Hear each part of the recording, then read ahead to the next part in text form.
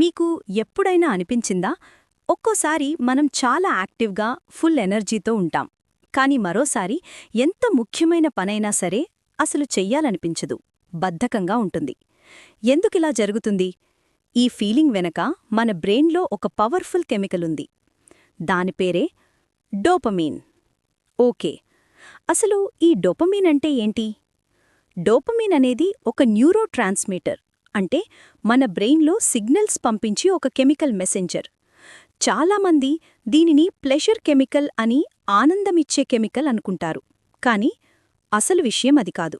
ఇది pleasure chemical కన్నా ఎక్కువగా మోటివేషన్ అండ్ రివార్డ్ కెమికల్. అంటే ఏంటంటే డోపమిన్ మీకు ఆనందాన్ని ఇవ్వదు, కానీ ఆనందాన్ని ఇచ్చే పనులను చెయ్యాలనే కోరికను కలిగిస్తుంది. మరి ఇది ఎలా పనిచేస్తుంది? చాలా సింపుల్. మీరు ఏదైనా రివార్డ్ ఎక్స్పెక్ట్ చేసినప్పుడు, అది మంచి ఫుడ్ అవ్వచ్చు, ఎవరైనా పొగిడినప్పుడవ్వచ్చు, లేదా జస్ట్ మీ ఫోన్ స్క్రాల్ చేస్తున్నప్పుడు కూడా మీ బ్రెయిన్లో డోపమిన్ స్పైక్ అవుతుంది.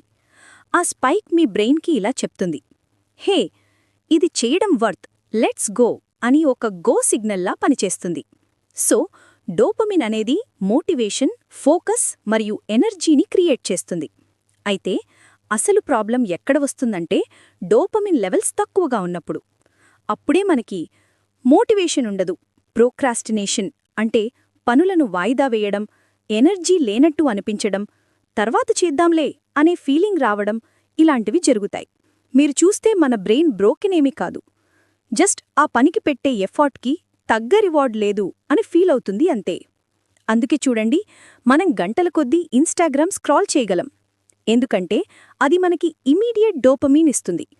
కాని చదువుకోవాలంటే బద్ధకం వస్తుంది, ఎందుకంటే దాని రివార్డ్ డిలేడ్గా కొన్ని రోజులకి వస్తుంది.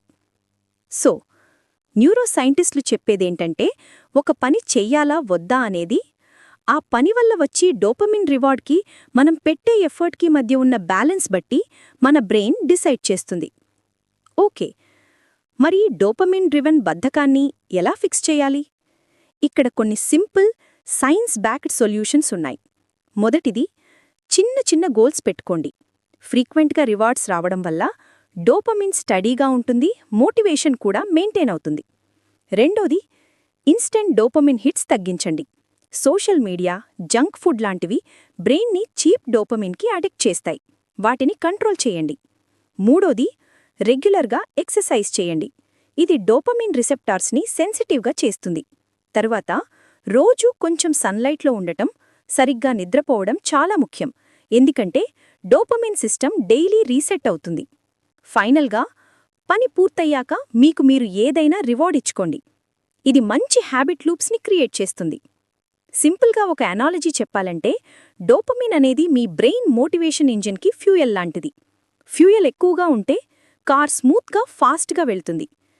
ఫ్యూయల్ లేకపోతే ముందు ఉన్న రోడ్ ఎంత క్లియర్గా ఉన్నా కారు కదలదు. సో బద్ధకం అనేది ఎప్పుడూ మీ డిసిప్లిన్ తక్కువ అని కాదు, చాలాసార్లు అది మీ బ్రెయిన్లో మెంటల్ ఫ్యూయల్ తగ్గింది అని అర్థం. నెక్స్ట్ టైం మీకు లేజీగా అనిపించినప్పుడు మీ డోపమిన్ సిస్టమ్కి ఈ చిన్న టెక్నిక్స్తో ఒక బూస్ట్ ఇవ్వండి.